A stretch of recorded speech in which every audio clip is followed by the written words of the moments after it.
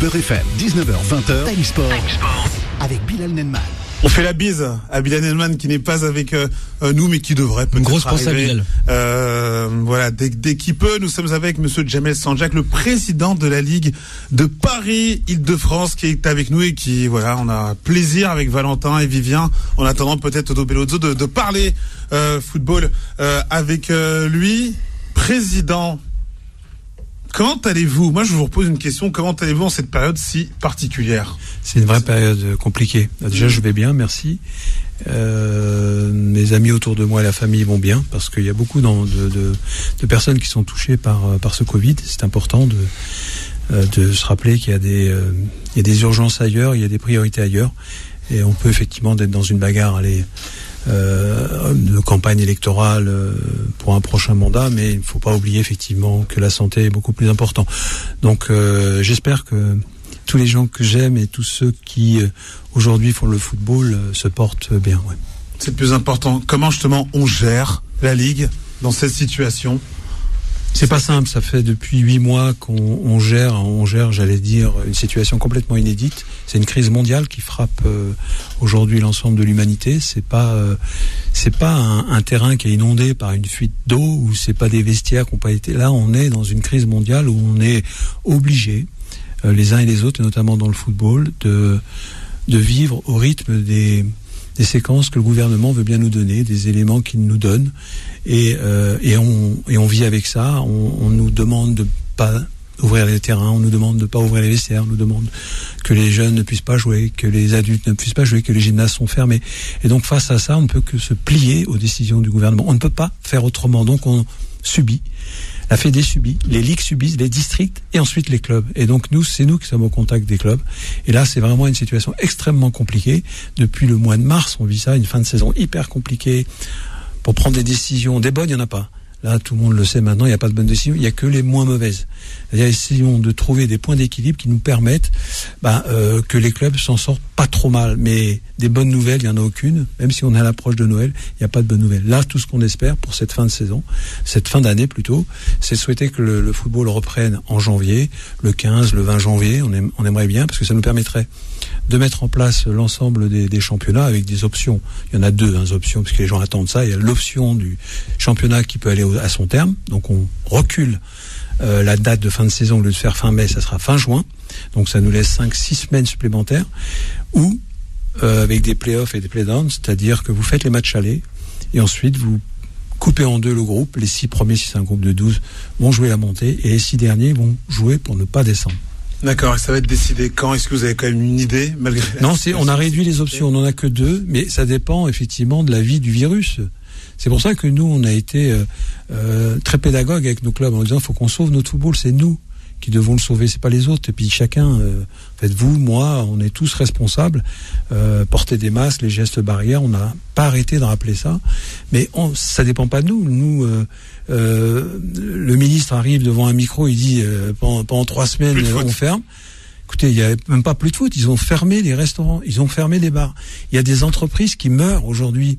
Il y a des gens qui sont au chômage. Il y a des gens qui sont des parents de nos licenciés qui n'ont plus de travail. La crise que on va prendre en pleine tête va être énorme.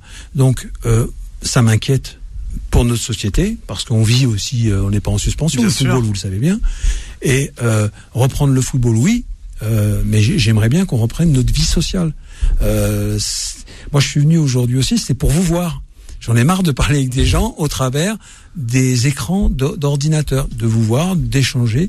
C'est notre équilibre dans notre vie. Et justement, vous avez rencontré la ministre des Sports pour voir les jeunes de Montrouge rejouer au foot, enfin reprendre les entraînements. Qu'est-ce que ça fait de revoir des jeunes reprendre le sport co, reprendre le football ? C'est surtout dans ce contexte, ça fait plaisir de revoir des jeunes avec le sourire et une balle entre les pieds.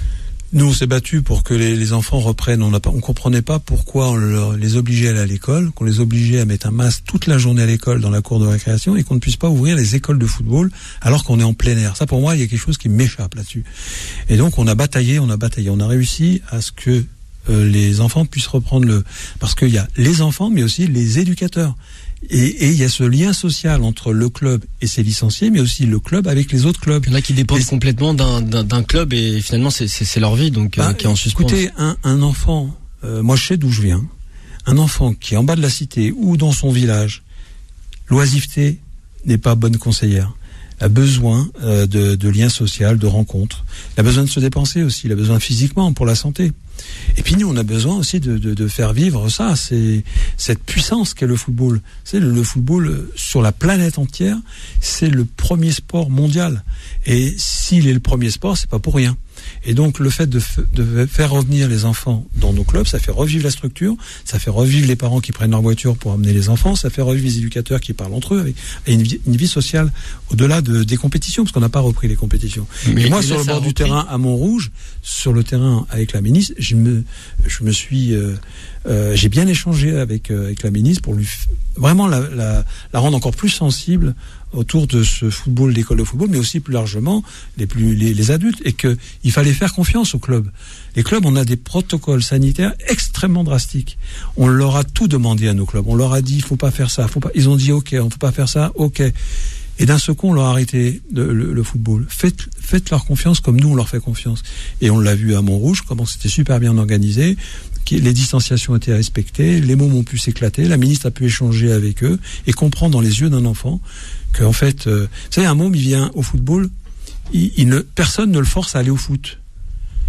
Donc il est motivé pour aller d'un endroit à un autre. À l'école, il n'est pas aussi motivé. Hein. Alors, on voudrait qu'il soit aussi motivé. Tu peux pas faire de distanciel voilà, au foot, donc, ça c'est sûr.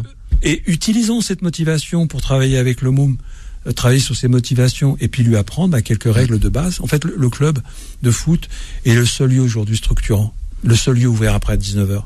Les bars, mais même les bars, on nous les a fermés. Vous êtes partis le soir, quand vous rentrez chez vous. Vous avez vu ce qui est éclairé ? C'est les terrains de foot. Et moi, à chaque fois que je rentre le soir, et c'est souvent tard, je vois toujours un terrain de football éclairé et je me dis, putain, pardon, on a des enfants ça vient du cœur. Voilà, il y a des enfants qui sont avec des éducateurs, donc tout va bien pour nous. Vivien. Dans cette période, justement, quel projet vous avez pour ce qu'on appelle les autres formes de foot que le foot avant, c'est-à-dire le futsal et aussi l'e-foot? Nous, on a beaucoup travaillé là-dessus, puisqu'on est devenu la première ligue de France au niveau du futsal. On est passé de 3000 licenciés à plus de 8500. On a le plus d'équipes en D1 et en D2 futsal. Depuis le Sporting, depuis 2013 quand je suis arrivé, on avait le Sporting. Aujourd'hui, il y a Garge Gibson et puis il y en a d'autres qui portent, voilà, KB, etc. Et on a surtout maintenant une pyramide de compétition qui n'existait pas en 2013. Les gens se rendent pas compte, mais quand on arrivait, il y avait qu'une division. Là aujourd'hui, tu as comme foot à 11, R3, R2, R1, on a des critériums, on a du football féminin en futsal aujourd'hui. Donc l'avenir pour nous, il est énorme. Simplement, nous, on l'a anticipé il y a déjà 6 ans, puisqu'on a mis en place un vrai projet de structuration des clubs. Parce qu'un club monté, c'est bien. Et ce qu'il faut, c'est des structures. On en parlait tout à l'heure du Paris Saint-Germain. Pour arriver à ce niveau-là, il faut des structures, il faut des arbitres, il faut des cadres techniques de qualité, il faut des administratifs, il faut des installations, etc., etc. Pareil pour le e-foot. On a lancé avec la fédération le e-foot, ça a bien fonctionné. Bon, là, on a un autre candidat qui s'est fait éliminer en 8e de finale, le représentant. Mais l'année prochaine, je souhaite, pour la saison 2021-2022, être la première ligue à lancer le premier championnat e-foot officiel. Quand la Ligue lance un championnat, il devient officiel au niveau national. Et on est aussi précurseur là-dessus, donc c'est intéressant de pouvoir le lancer et de dire à mes collègues, à mes amis, de dire les gars, venez avec nous sur des championnats comme ça. La Bourgogne, les Hauts-de-France, la Méditerranée, voilà. Et comme on a un petit groupe de présidents avec qui on échange beaucoup et on travaille ensemble en fait sur ces projets de développement. Et maintenant, c'est le e-foot, et on l'a vu dans cette période-là, hyper important de le faire. Et est-ce que votre priorité, justement, c'est vraiment de sauver le foot à 11 ? Est-ce que vous mettez tout sur un même plan dans votre projet pour un nouvel mandat ? Non, le football, aujourd'hui, s'ouvre vers d'autres pratiques. Ouais. Et je rappelle aussi à tout le monde qu'il s'est ouvert depuis des années à la pratique féminine. Ça, on ne l'a pas anticipé. Et au CCFoot aussi. Le CCFoot, on a travaillé, et dans mon club, on était un des premiers clubs à Noisy-Sec à recevoir et à faire des matchs avec la Fédération Handisport, la Ligue. La Ligue de Paris, vous savez qu'on est la seule ligue en France qui avons fait des formations en partenariat avec le handisport.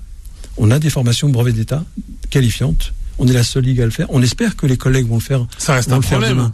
Bien sûr, mais la Ligue de Paris, depuis des années maintenant, on est précurseur. Et je vois qu'on tire. Il faut toujours des gens devant, ouais, toujours. Et il y a d'autres ligues, avec qui je partage vraiment une amitié, mais aussi un vrai travail en profondeur, portent aussi des choses extrêmement intéressantes. Moi, je suis attentif à ce qui se passe dans les autres régions pour qu'on puisse savoir si nous on peut le reprendre.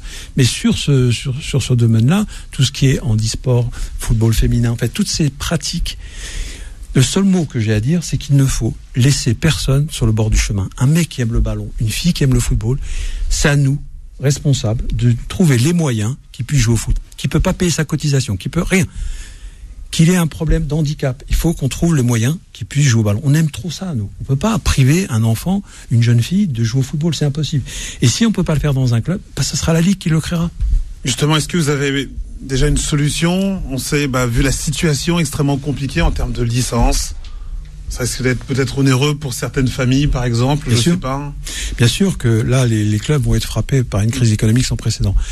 C'est pour cela qu'on s'est battu. Et la Ligue de Paris peut être fière d'avoir porté le projet du Fonds de solidarité nationale qui a été créé à la Fédération en partenariat avec les ligues et les districts.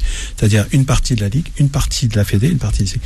Ça fait quand même 10 € pour chaque licencié. 10 €, quand vous avez 1000 licenciés, c'est que vous allez percevoir 10 000 €. 10 000 € par les temps qui courent pour un club amateur. Parce que le nombre de licenciés, ça fait pas la hauteur du club. Tu peux avoir un club de 1000 licenciés qui joue qu'en Régional 2, en Régional 3, avec des équipes en district. C'est pas ça qui est... Vous avez effectivement le nombre de licenciés qui devient important. Ensuite, à ça, j'ai conclu avec le Paris Saint-Germain un mécénat qui permet au club de percevoir encore 1 € par licencié, qui vient s'ajouter aux 10. J'ai discuté avec le Crédit Mutuel, qui est mon partenaire et que je remercie, il ne peut pas savoir à quel niveau je le remercie, qui a décidé d'apporter aussi 1 € pour les licenciés écoles de football. Tu ajoutes tout ça, plus l'aide de la Ligue et plus d'1 million. La Ligue a donné 1 million, a rétrocédé 1 million entre le mois de juin et aujourd'hui 1 million en direction des clubs. On a remboursé la totalité des cotisations. Alors vous n'avez pas une idée, mais quand un club, par exemple, joue en R1, il doit payer une cotisation à la Ligue et au district. Cette cotisation, je l'ai remboursée une nouvelle fois. Mais ça fait des milliers d'euros, attention, c'était 350 000 € l'année dernière. Notre part à nous sur les 2 €, c'est 545 000 €. Alors c'est 2 € par licencié, mais d'un seul coup, dans une ligue comme la nôtre, à 270 000, 280 000 licenciés, ça fait tout de suite des sommes extrêmement importantes. Alors j'ai vu que chez mes concurrents, ils distribuent des millions comme ça. Ils savent même pas ce que c'est que les comptes de la Ligue. Ils en ont aucune idée. Vous vendez moins de rêves qu'aux concurrents. Je suis désolé. Non, mais ce que je veux dire, c'est que les gens, ils vendent du rêve à des gens qui vivent des situations compliquées.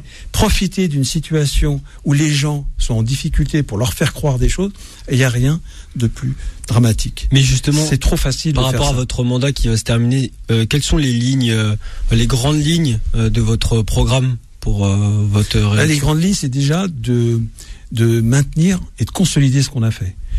De faire rentrer les clubs dans la Ligue, personne ne l'avait fait. C'est-à-dire qu'aujourd'hui, j'ai des structures qui permettent aux clubs de participer au circuit de décision. C'est-à-dire, c'est pas nous tout seuls qui décidons d'un truc. Il y a des collèges et présidents de clubs, il y a 40 clubs qui ont été nommés. Demain, il y en aura 60, 70, puisque je veux aller plus haut, féminins, qui sont du futsal, qui sont du foot de l'handisport, qui ont que des équipes féminines, par exemple, qui sont du monde de l'entreprise, qui sont les critériums du samedi. La Ligue de Paris a énormément de championnats qui n'existent pas ailleurs. Et donc, avec eux, on discute sur les grands projets. Quand on a restructuré la R1, R2, R3, avant il y avait R1, R2, R3, R4, on est passé de 4 divisions à 3. Combien il y a de clubs qu'on a fait descendre? 0. Combien on en a fait monter? Plusieurs. C'est-à-dire qu'on a fait le choix de faire monter des clubs de district en Ligue, malgré qu'il y a eu une baisse du nombre. Donc, il y a ces structures. Le collège, par exemple, consultatif de la jeunesse, qui est aujourd'hui composé de jeunes de 18-25 ans. Qui parle aux jeunes aujourd'hui, là, dites-moi? Qui, dans une instance sportive, a créé une structure avec une vingtaine de jeunes, filles et garçons, pour parler de leur football? Parce que leur football, c'est pas le tien. Quand vous parlez à une jeune fille de 16 ans qui s'est inscrite dans l'arbitrage depuis 1 an, c'est bien d'écouter, de voir comment elle vit son arbitrage, ou un jeune éducateur de 22 ans dans une banlieue ou dans un village ou dans le sud de l'Essonne ou de la Seine-et-Marne. Eh ben, éducateurs, arbitres jeunes sont dans ce conseil. Donc les sociétés, donc ils participent à la décision. Finalement. Mais il faut, on n'est plus dans une société. Regardez les réseaux sociaux. Les réseaux sociaux aujourd'hui vous dépassent. Et On peut pas vivre tout seul en disant moi j'ai ça, moi j'ai ceci, mais t'as rien. Tu n'existes que par les autres. Et donc d'intégrer les ligues, les clubs dans la ligue et les licenciés dans les décisions, dans le circuit de décision, permet à tout le monde de se reconnaître au travers de votre projet. Pourquoi on est passé de 220 000 licenciés en 2013 quand je suis arrivé avec mon équipe à 280 000? Comment vous pouvez augmenter de près de 60 000 licenciés alors que les autres ligues ne sont pas à ce niveau d'augmentation? Il y a eu des augmentations.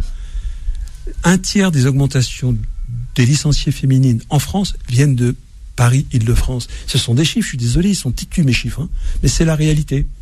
C'est la réalité. Pourquoi on a 12 joueurs sur 15 qui sont dans l'équipe de France de futsal qui viennent d'Île-de-France? Pourquoi? Posons-nous les bonnes questions. Parce qu'il y a des clubs qui sont hyper compétents, qui ont participé à notre travail, notamment de développement, qui se sont formés, qui ont structuré leur club. La Ligue les a accompagnés, les a aidés, la Ligue et les districts, bien évidemment, puisqu'on travaille main dans la main. Et ça a permis d'éclore. Les talents ne suffisent pas, parce que le nombre de licenciés, c'est pas le nombre de talents. Là, on parlait de talents tout à l'heure. Moi, je parle de licenciés, d'un jeune qui sera moyen toute sa vie au football. Celui-là, il faut lui trouver une place dans un club. Il faut qu'il trouve sa place dans le club. Dans notre projet, c'est de consolider ça, que les clubs restent maîtres du destin de leur ligue et pas d'avoir des aventuriers ou des mecs qui sont à la post-retraite et qui viennent parler football des années 80. C'est fini, les années 80-90. Là, j'ai entendu chez vous la semaine dernière Kurishi qui parle de formation. C'est fini. Il a eu son diplôme en 91.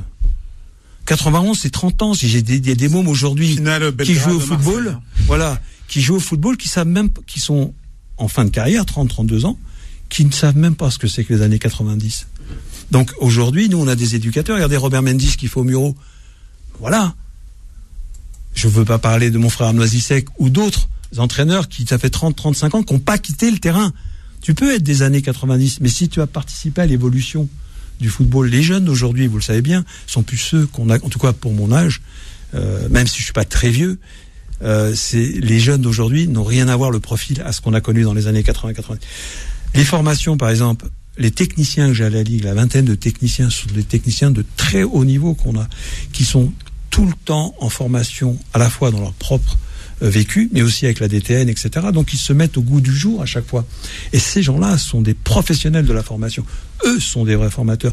Ensuite, on a des Moripaille, Nasser qui travaille avec eux, Robert Mendy. Donc le terrain vient aussi. Donc le football appartient à tout le monde et pas. Chez nous, c'est ça. Seulement à certaines personnes. Avant, il y avait que des cadres techniques d'État. Les cadres techniques d'État, j'ai dit au ministère, j'en veux pas. Donnez-leur au basket, au judo, on en a peut-être besoin. Nous, on a des cadres, on va aller les sortir. Et on a été les chercher. Aujourd'hui, tous nos cadres sont des gens de terrain.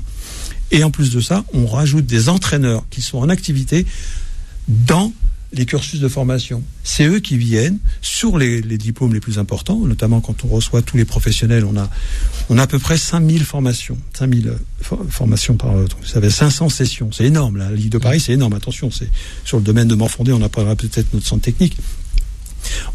J'ai mis en place un système qui permet à nos cadres techniques de venir sur les formations, accompagnés aussi par des gens de terrain qui sont des éducateurs qui ont fait des championnats du monde, qui ont fait la Coupe du Monde, qui ont fait la Coupe d'Afrique, qui ont un vécu en Île-de-France, qui connaissent, et puis qui ressemblent aussi, qui ressemblent à nos licenciés, je suis désolé, qui ressemblent à tous les licenciés d'Île-de-France, de toutes les couleurs, de toutes les origines. Mais ça, c'est nous qui l'avons amené en 2013.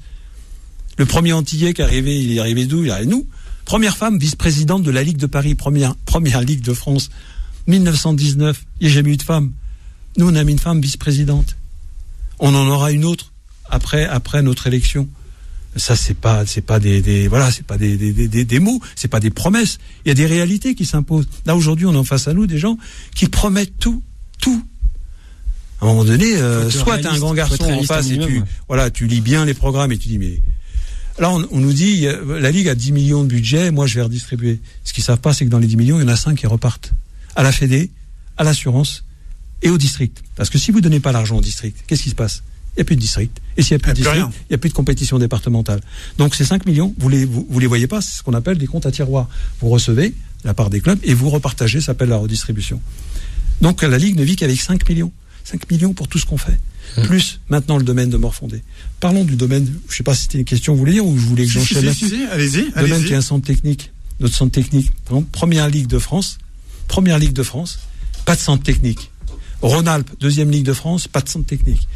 Hauts-de-France, 3e Ligue de France, pas de centre technique. Comment on peut avoir 3 grosses métropoles sans centre technique? Et comment justement? Comment? Il y a eu des nouveaux présidents qui sont arrivés et qui ont décidé de prendre les choses en main. C'est ce qu'on a fait en un mandat, on l'a acheté, on a eu la chance. Il y en a qui diraient que c'est pas la chance, des fois. On dit toujours, j'ai pas de chance, il n'y a rien qui marche avec moi. Il faut aussi se bouger un peu, il faut aussi aller, il faut rencontrer, il faut avoir les réseaux, il faut avoir les gens. Nous, on a eu 24 hectares qui nous est tombé dessus. On a fait le choix et pris la responsabilité de l'acheter, de le rénover, sans demander un centime au club. Vous vous rendez compte que depuis 2013, tous les tarifs de la Ligue, les licences, les cotisations, n'ont pas bougé. Est-ce que vous pensez que votre salaire 2010 est le même que celui de 2020, à vous? Moi, mes salaires à moi de ma Ligue, non, ils ont pris le coût de la vie. Le prix du pain, c'est pas le même. Nous, non, on a gelé les prix. Et en plus, j'ai rendu gratuite la licence des bénévoles. C'est-à-dire que je me suis moi-même supprimé une recette. On a acheté Morfondé avec notre équipe, sans demander à rien au club. Tous les centres techniques ont été achetés, en partie avec une augmentation des licences de toutes les ligues. Vous pouvez vous renseigner. Nous, on a dit non. On va faire avec ce qu'on a. Et ce qu'on a fait, on a été chercher des partenaires. On en a d'autres, avec le Paris Saint-Germain qui vient d'arriver, mais le Crédit Mutuel, Intersport, Nike et tout ça, des gros partenaires qui nous ont aidés. On a une gestion hyper rigoureuse. Il n'a rien à voir avec ce qui s'est passé dans les années avant. Vous savez, pour moi, mon dernier référent président de Ligue, c'est Jean Verbeek. Président pour moi qui était... Voilà. Si Jean Verbeek avait été là en 2012, jamais je me serais présenté. Nous, on a une gestion rigoureuse qui nous a permis de faire des économies sans prendre de l'argent au club. On a acheté Morfondé sans prendre. On a rénové tous les bâtiments, on a des vestiaires. On a 4 terrains, un terrain futsal, un terrain à 5, un terrain à 7. On a des vestiaires, on a un réfectoire, on travaille sur les chambres. On n'a pas demandé un centime au club. C'est à nous de faire ça. Et vous continuerez ça si vous êtes réélu? Le projet de Morfondé, c'est pas qu'il coûte de l'argent, parce que nous, on a les moyens aujourd'hui, dans le cadre de notre modèle économique, de faire des nouvelles recettes pour la Ligue. Morfondé va devenir une nouvelle recette qui va permettre de redistribuer cet argent. Monsieur Sanjak, je suis obligé de vous couper. Page de pub, on se retrouve avec le président de la Ligue de Paris-Île-de-France juste après. À tout de suite. Time Sport revient dans un instant. Beurre FM, 19h-20h. Time Sport avec Bilal Nenman. On est de retour avec Monsieur Jamel Sanjak, le président de la Ligue de Paris-Île-de-France Football, et puis mes consultants qui sont là ce soir, Valentin et Vivien.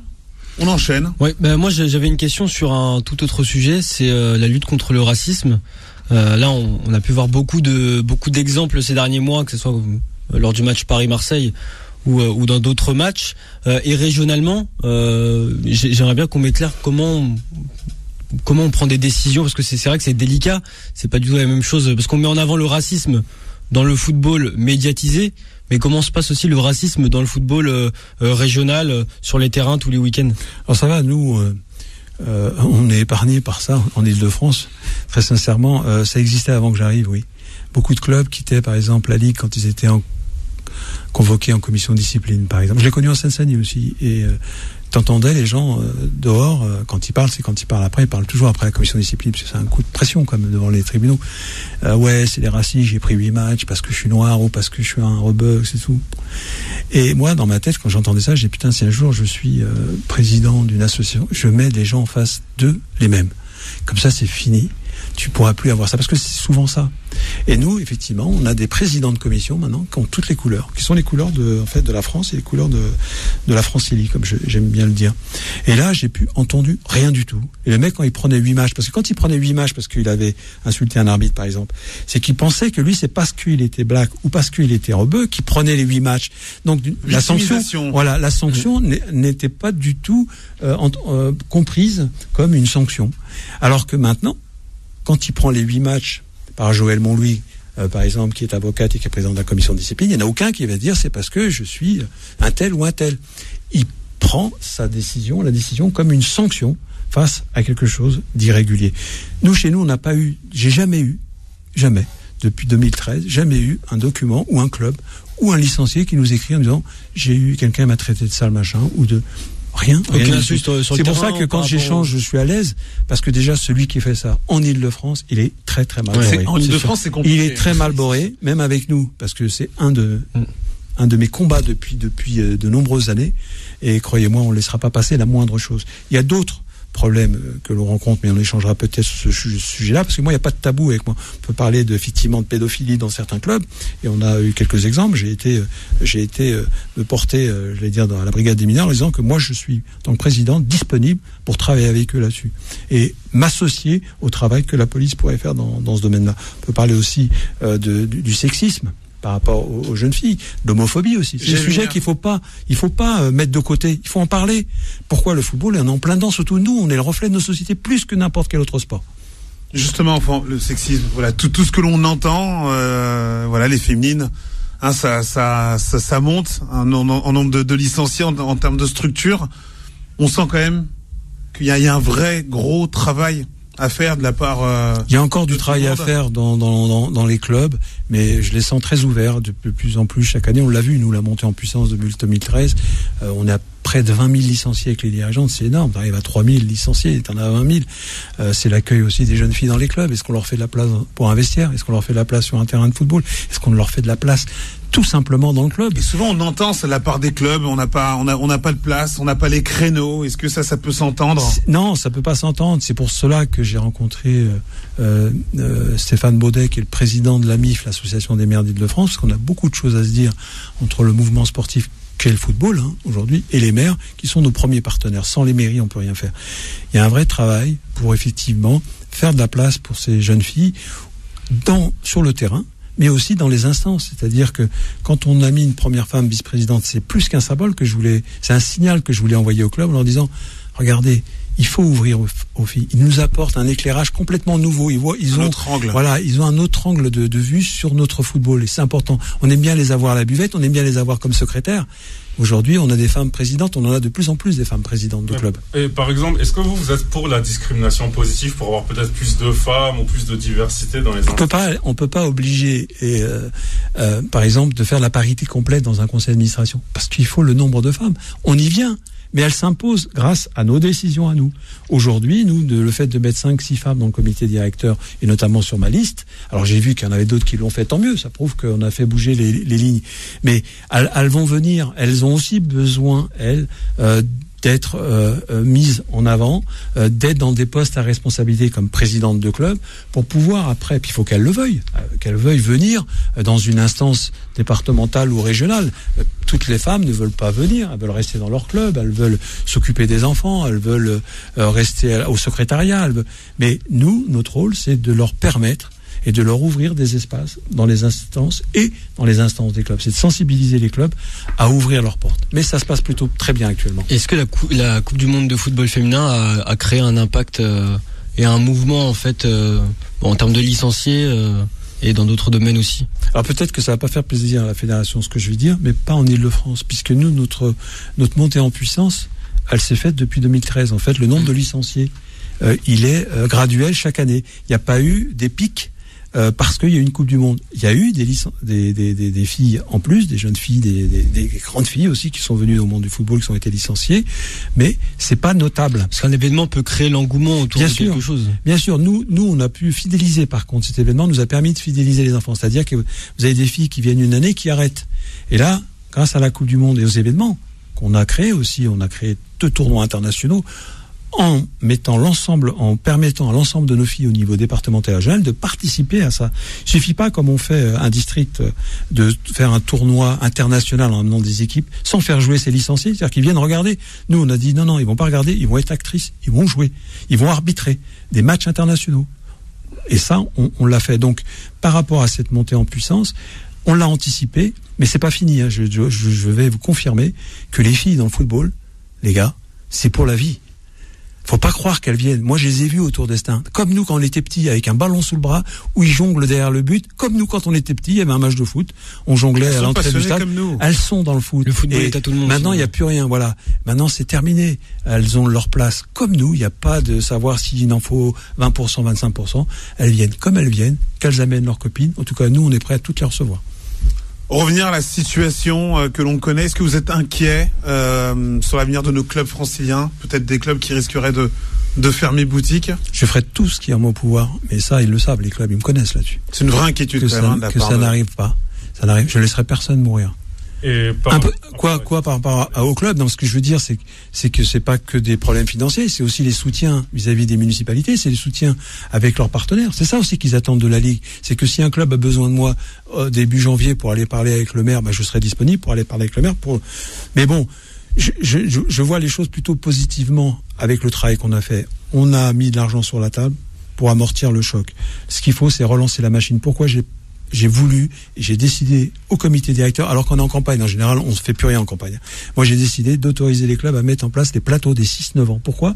Pour que les 6-9 ans viennent, s'inscrivent, reviennent au club, prennent des licences. Il faut absolument, si les parents nous écoutent, prenez vos enfants, amenez-les au club, au stade. Il y a les protocoles sanitaires, il y a tout ce qu'il faut. J'ai certains clubs, Monsieur Sanjak, moi j'ai des exemples de parents qui me disent j'ai voulu inscrire mon enfant dans tel club et on se retrouve à avoir des détections pour des gamins de 11 ans, 12 ans, même pour des clubs on va dire moyens. Qu'est-ce que vous en pensez ? Alors qu'on a envie de donner je ne crois pas que, alors à ma connaissance, j'ai pas des clubs qui refusent des enfants. Il y en a qu'on limite le nombre de licenciés au regard, effectivement, des installations. Si vous avez un terrain, vous avez 400 licenciés, c'est déjà difficile. Si vous avez 3 terrains et vous avez 400 licenciés, vous pouvez en prendre encore un petit peu plus. Mais faire des détections pour mettre par niveau, ça c'est normal, de dire je vais faire des détections pour voir si cela peut faire partie du groupe 1, du groupe 2, du groupe 3, c'est entendable. Mais interdire un enfant ou lui dire tu peux pas signer dans mon club parce que t'es pas bon, pas possible. Faut écrire à Noël Le Graët. C'est pas notre fonction, c'est pas notre mission. Dernière question, qu'est-ce qui va faire la différence pour qu'on retrouve Monsieur Jamel Sanjak encore pour un 3e mandat par rapport aux autres ? Je pense que c'est notre bilan déjà, c'est que les gens savent avec qui ils ont affaire. Ils ont besoin d'avoir des gens qui sont là depuis quelques années et qui ont prouvé ce qu'ils savaient faire. Il y a des gens compétents, des professionnels avec nous. On a une équipe administrative de très haut niveau et là je souligne le travail de mes cadres qui sont absolument incroyables. On a des gens autour de moi qui sont d'un haut niveau. La preuve, c'est qu'on n'arrête pas de nous piquer nos salariés pour la fédération. Il y en a encore une qui va peut-être partir. Et aussi que les clubs, faut qu'ils fassent attention. Le début du mois de janvier, c'est important qu'il y ait une ligue stable, qu'il y ait une ligue qui est gérée par des gens dans la continuité. Parce que si demain il y avait un changement, il va leur falloir des mois pour s'adapter. Les clubs ne peuvent pas attendre des mois. Ils veulent avoir leur président, ils veulent avoir la ligue dès le 2 janvier. On a compris la stabilité dans cette période compliquée. Merci Monsieur Jamel Sanjak, président de la Ligue de Paris-Île-de-France, d'avoir été avec nous ce soir sur le plateau de Time Sport sur Beurre FM. Merci Valentin, merci. C'était un plaisir. Vous avez été efficaces, messieurs. Passez une bonne soirée. On se retrouve demain à 19h, 20h. Retrouvez Time Sport tous les jours de 19h à 20h et en podcast sur Beurre FM.